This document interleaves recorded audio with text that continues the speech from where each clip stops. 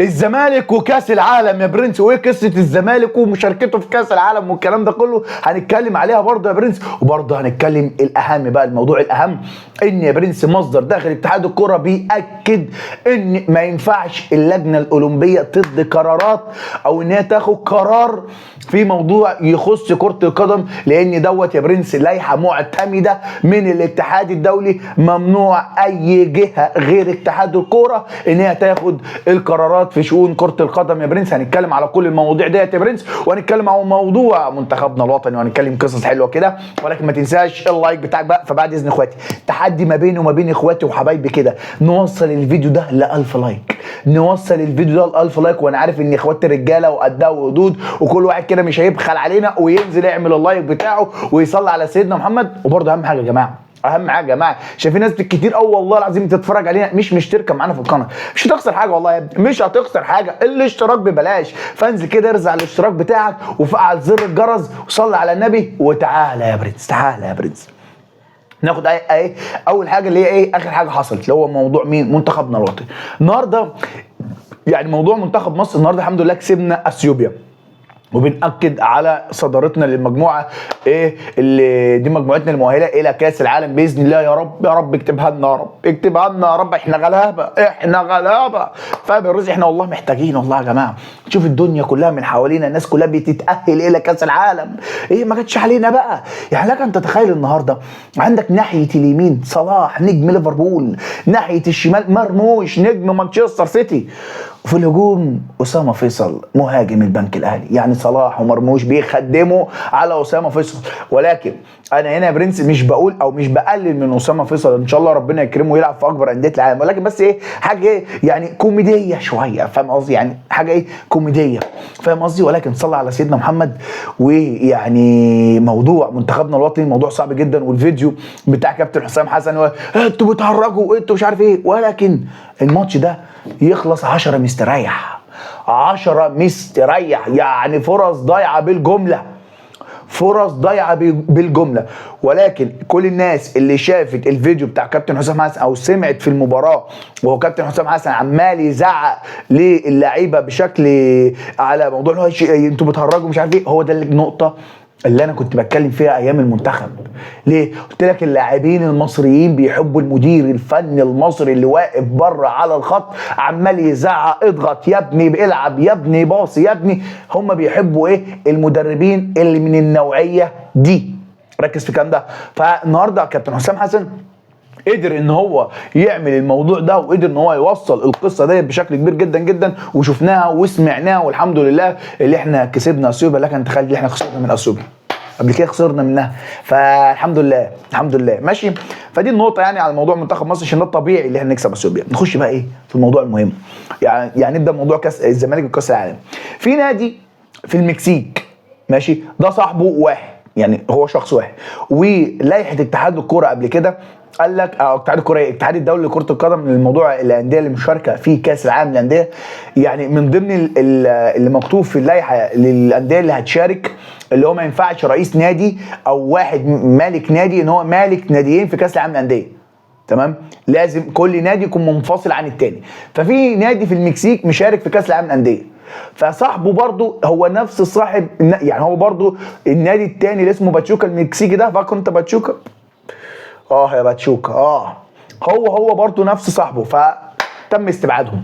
عشان هو الراجل نفس القصه دي. فطلعت قصه طب ما نخلي الزمالك يشارك، طب ما نزق الزمالك في كاس العالم. فكل الناس يقول لك يا سلام لو الزمالك يشارك في كاس العالم، فاهم قصدي؟ يعني بس ده صعبه جدا جدا. عندك برشلونه وعندك بقى انديه كتيره جدا جدا مش مشاركه في كاس العالم. فدي كانت نقطه بس انتشرت في الساعات اللي فاتت ديت بعد موضوع استبعاد النادي المكسيكي من المشاركه في كاس العالم للانديه. فبعد الاستبعاد من الموضوع ده هم عملوا قصه اللي هو الزمالك والكلام ده كله. فطلعت برضو اوضح لك النقطه يا برنس. تمام؟ نخش بقى على الموضوع المهم.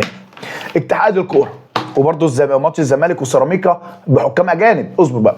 اتحاد الكوره قال لك ان ما ينفعش، وانا قلت لك يا ابن الحلال يا ابني، قلتها لك قبل كده والله، موضوع ان اتحاد الكره كره القدم الدولي بيدي شروط ان المفروض كل اتحاد كره قدم معروف هو ده اللي يدير شؤون كره القدم. يعني ما ينفعش الوزاره تتدخل في قرارات اتحاد الكوره، ما ينفعش اي جهه تانية تتدخل في موضوع كره القدم، لإما كده هيطلع قرار من الاتحاد الدولي ويوقف لك النشاط كله، ولا منتخبك بقى يروح كاس عالم ولا الكلام ده كله. فاهم قصدي؟ فهنا القصه المصدر ده بياكد لك في اتحاد الكوره، وننزل على موقع يلا كوره وموقع في الجول، كل المواقع بتاكد الكلام اللي انا بقوله لك ده. ان بص بقى هو الكلام بالظبط، ان بيقول لك ايه؟ لائحه اتحاد الكوره معتمده من الفيفا لا تسمح بتدخل اللجنه الاولمبيه في قرارات. ده قرار، ده لائحه وكله عارفه وحاجه واضحه زي الشمس كده، فاهم؟ زي الشمس كده، حاجه واضحه للكل ان ما ينفعش ان اللجنه الاولمبيه تدي قرارات لاتحاد الكوره، او ان انت تدخل في قرارات. هي ممكن ايه؟ حاجه من بعيد كده، اللي هو اشراف مثلا، بس ان هي تدي قرارات وان هي تعتمد والكلام ده كله دي بعيده. تمام؟ فدي قال لك دي لائحه مكتوبه ولائحه معتمده وكل الناس عارفاها في كل الدنيا. تمام؟ قصه بقى ان الماتش يا ابني هيتعاد ده مستحيله، وقصه ان مش عارف ايه دي مستحيلات. فاهم قصدي؟ بس اللي انا عارفه واللي انا متاكد منه وكل الناس متاكده من النقطه ديت هو ان ما ينفعش اللجنه الاولمبيه تتدخل في موضوع الشؤون القرويه في الكره المصريه. لما كده ان ده بالنسبه للاتحاد او بالنسبه للاتحاد الدولي دي كارثه. بالنسبه للاتحاد الدولي دي كارثه، والاتحاد الدولي ما بيسمحش بيها. فاهم قصدي؟ فالموضوع ده القصه هنا ان هو قال لك مش هينفع والكلام ده كله. تمام؟ الموضوع الثاني بقى، كلنا عارفين ان الزمالك هيقابل سيراميكا في كاس مصر. سيراميكا بعت الى الاتحاد كره القدم ان هو عاوز حكام اجانب، جابوا له حكام اجانب. اشمعنى يعني؟ اشمعنى يا بيه؟ اشمعنى تجيبوا سيراميكا حكام اجانب واحنا لا؟ يعني اشمعنى؟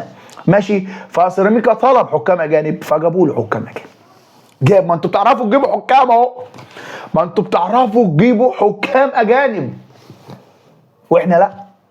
احنا ناس غلابه يعني. انا مش عارف طب ايه لازمتها؟ ما الناس دي لو كانت سمعت من الاول وجابوا حكام كان الليله والقصه اللي احنا فيها دي ما كناش مرينا